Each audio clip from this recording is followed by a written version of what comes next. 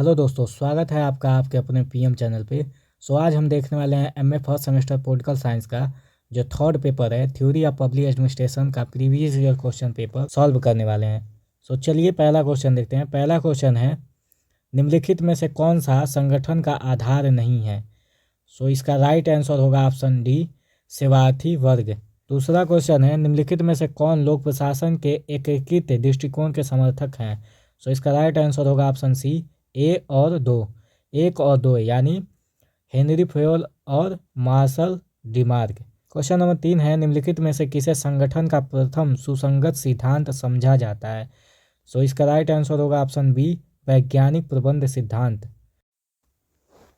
Question number 4 है, नवीन लोक प्रशासन के उद्भव और विकास में निम्नलिखित युग परिवर्तन घटनाओं को कालक्रमिक रूप से व्यवस्थित करें। इसका राइट आंसर होगा ऑप्शन बी, 2 3 1 4। 2 3 1 4 ठीक है, प्रशासन पर जोर दिया है। इसका राइट आंसर होगा ऑप्शन डी, उपयुक्त सभी ने, यानी रिक्स, फेनसांड, हेडी और विडनर ये सभी हैं। क्वेश्चन नंबर 6 है, संगठन का सिद्धांत निम्नलिखित में से कौन सा नहीं है? इसका राइट आंसर होगा ऑप्शन ए, सामूहिक उत्तरदायित्व, ये संगठन का सिद्धांत नहीं है। क्वेश्चन नंबर 7 है, निम्नलिखित में से किसने इस दावे पर प्रश्न उठाया कि लोक प्रशासन विज्ञान है?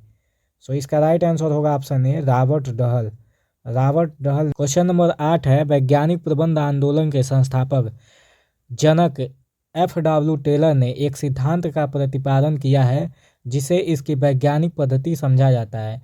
इसका राइट आंसर होगा उपयुक्त सभी, यानी सावधानीपूर्ण अवलोकन, प्रबंधकीय तकनीकी और सामान्यीकरण।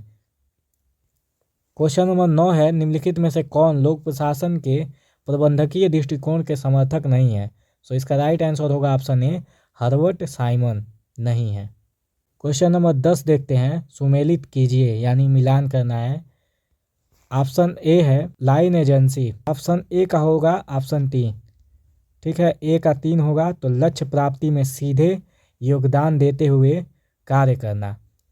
उसके बाद है बी, जनरल स्टाफ, ठीक है, जनरल स्टाफ का होगा ऑप्शन 4, यानी व्यक्तिगत प्रशासन का संचालन करना। ऑप्शन सी है विशिष्ट स्टाफ, विशिष्ट स्टाफ ऑप्शन सी का होगा ऑप्शन ए, डेटा संकलन और उसका विश्लेषण। और लास्ट में ऑप्शन डी, व्यक्तिगत स्टाफ, इसका होगा ऑप्शन 2, भिन्न लाइन अधिकारियों की डायरी रखना। इसका राइट आंसर होगा ऑप्शन ए, 3 4 1 2, ठीक है। तो आप लोग एक बार और इसको अच्छे से देख लीजिए, ठीक है, और ऑप्शन इसका राइट आंसर होगा 3 4 1 2। क्वेश्चन नंबर 11 है, निम्नलिखित में से किसने संगठन के 4 भिन्न आधारों को 4 पीएस का नाम दिया? इसका राइट आंसर होगा option A, 4 PS theory Luther Gulick का है। क्वेश्चन नंबर 12 है, निम्नलिखित में से कौन सी विकास प्रशासन की विशेषताएं हैं? इसका राइट आंसर होगा ऑप्शन डी, उपयुक्त सभी, यानी ये चारों ऑप्शन विकास प्रशासन की विशेषताएं हैं। क्वेश्चन नंबर 13 है, निम्नलिखित में से किसने नौकरशाही को संगठन का नाम दिया जो अपनी गलतियों से सीखकर अपने व्यवहार को ठीक नहीं कर सकता? इसका राइट आंसर होगा option B, M Crozier. Question number 14 है, लोक प्रशासन के अध्ययन की भूमिका नामक पुस्तक किसने लिखी?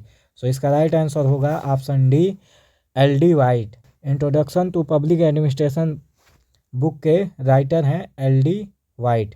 क्वेश्चन नंबर 15 है, अनौपचारिक संगठन की अवधारणा किसने प्रतिपादित किया? इसका राइट आंसर होगा ऑप्शन डी, अल्टन मेयो, यानी मानव संबंध सिद्धांत का प्रतिपादन अल्टन मेयो ने किया था। अनौपचारिक संगठन को मानव संबंध सिद्धांत भी कहते हैं। क्वेश्चन नंबर 16 है, कलेक्ट रिक्स प्रिज्मेटिक समाज की उपव्यवस्था है। इसका राइट आंसर होगा ऑप्शन ए, सामाजिक व्यवस्था की।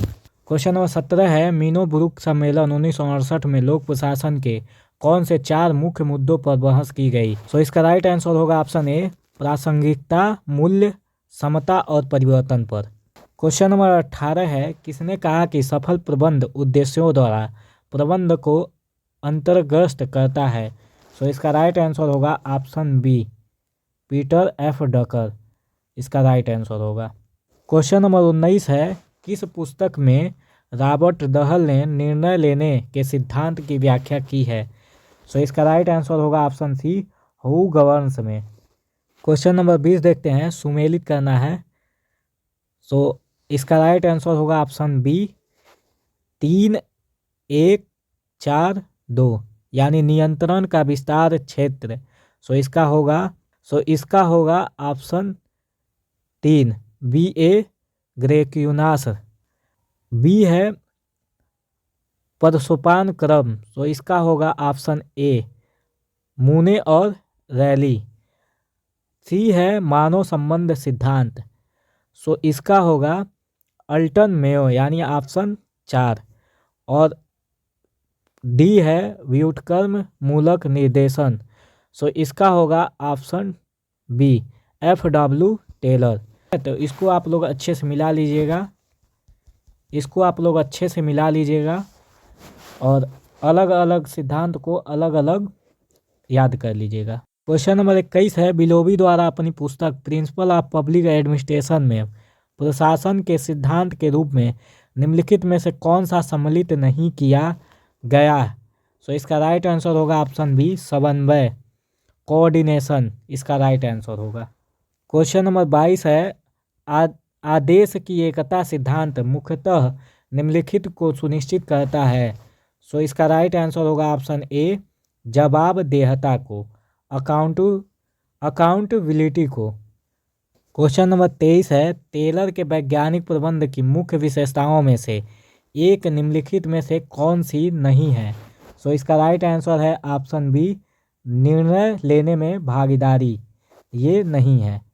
और बाकी जो 3 है वो टेलर की वैज्ञानिक प्रबंध की विशेषताएं हैं। क्वेश्चन नंबर 24 है, वेबर की आदर्श प्रकार की नौकरशाही को विकासशील समाजों के लिए अनुपयुक्त निम्नलिखित में से किसने बताया है? सो इसका राइट आंसर होगा ऑप्शन सी, एफ डब्ल्यू रिक्स इसका राइट आंसर होगा। क्वेश्चन नंबर 25 है, हर्बर्ट साइमन के अनुसार यदि कोई निर्णय व्यक्तिगत उद्देश्यों की ओर निर्दिष्ट हो तो वह होता है। सो इसका राइट आंसर होगा ऑप्शन बी, व्यक्तिगत रूप से संगत इसका राइट आंसर होगा ऑप्शन बी। क्वेश्चन नंबर 26 है, लाइन और स्टाफ के कार्य में अंतर करने का सर्वाधिक तार्किक मापदंड क्या है? सो इसका राइट आंसर होगा ऑप्शन बी, अधिकार संबंध। ठीक है, द अथॉरिटी रिलेशनशिप इसका राइट आंसर होगा। क्वेश्चन नंबर 27 है, राष्ट्रीय, राज्य एवं स्थानीय सरकार की कार्यकारिणी शाखाओं की गतिविधियों के रूप में लोक प्रशासन की व्याख्या किसने की? सो इसका राइट आंसर होगा option C, Herbert A Simon ने इसका सी राइट आंसर होगा। क्वेश्चन नंबर 28 है, नियंत्रण के क्षेत्र को निम्नलिखित नाम से भी जाना जाता है। सो इसका राइट आंसर होगा option C, military type of foreman. ठीक है, इसका सी राइट आंसर होगा। क्वेश्चन नंबर 29 है, नौकरशाही शब्द की सर्वप्रथम रचना किसने की? सो इसका राइट आंसर होगा ऑप्शन डी, विसेंट डी गुने ने। क्वेश्चन नंबर 30 है, मंत्रणा अभिकरण का सही कार्य निम्नलिखित में से कौन सा है? सो इसका राइट आंसर होगा ऑप्शन सी, मुख्य कार्यपालिका को परामर्श देना।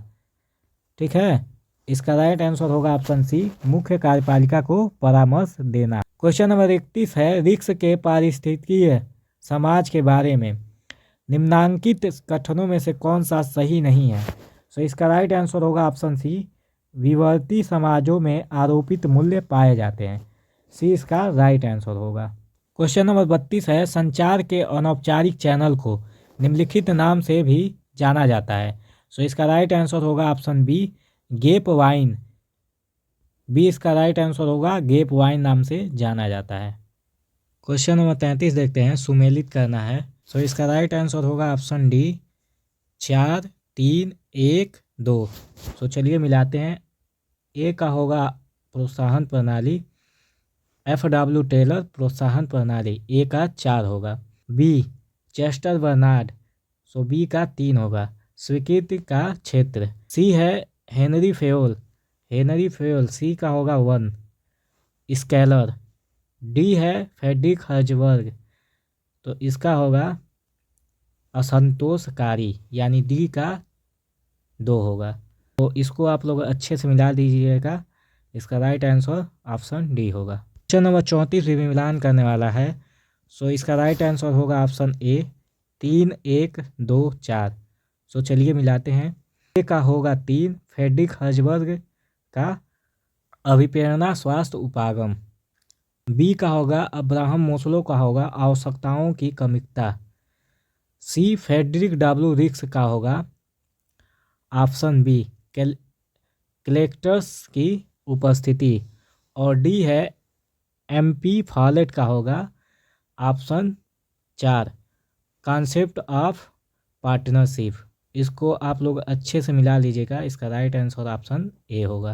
क्वेश्चन नंबर 35 है। मूने के अनुसार उच्च अधिकारी द्वारा सुनिश्चित अधिकारों का दिया जाना कहलाता है। सो इसका राइट आंसर है ऑप्शन बी प्रत्यायोजन कहलाता है। ठीक है। 36 है। किसने विकास प्रशासन को ऐसे परिभाषित किया, यह क्रियोन्मुखी उद्देश्य उन्मुखी प्रशासनात्मक पद्धति है। सो इसका राइट आंसर होगा option D Edward Weidner. Edward Weidner. Question number 37 है। टेलर की मानसिक क्रांति की अवधारणा पक्षधर है। सो इसका राइट आंसर होगा ऑप्शन सी सामंजस्य और सहकारिता। सी इसका राइट आंसर होगा। क्वेश्चन नंबर 38 है। कथन ए आदेश की एकता का व्यवहारिक प्रयोग सदैव संभव नहीं होता। कारण आर तकनीकी एवं प्रशासनिक कार्य के लिए भिन्न प्रकार का पर्यवेक्षण चाहिए। सो इसका राइट आंसर होगा ऑप्शन ए और आर दोनों सही हैं तथा आर ए का सही व्याख्या है। क्वेश्चन नंबर 39 है। लोक प्रशासन के सीमा क्षेत्र को प्रशासनिक सिद्धांत और अनुपयुक्त सिद्धांत में निम्नलिखित में से किसने विभाजित किया है। सो इसका राइट आंसर होगा option C FA Nigro. FA Nigro इसका राइट आंसर होगा। क्वेश्चन नंबर 40 है। लोक प्रशासन का जनक कौन है। सो इसका राइट आंसर होगा option A Woodrow Wilson. Father of public administration Woodrow Wilson को कहा जाता है। सो वीडियो पसंद आया तो लाइक करिए, चैनल को सब्सक्राइब करिए और बेल आइकन को प्रेस कर दीजिए, ताकि जैसे ही हम आप लोगों का मॉडल पेपर अपलोड करें पब्लिक एड का, वीडियो का नोटिफिकेशन आपके पास पहुंच जाए। जो मॉडल पेपर यहाँ से दिया जाएगा उसको आप लोग अच्छे से कर लीजिएगा, प्रीवियस ईयर क्वेश्चन को अच्छे से सॉल्व कर लीजिएगा। ठीक है। जितने भी सिद्धांत हैं, थ्योरी हैं, उनको अच्छे से याद कर लीजिएगा।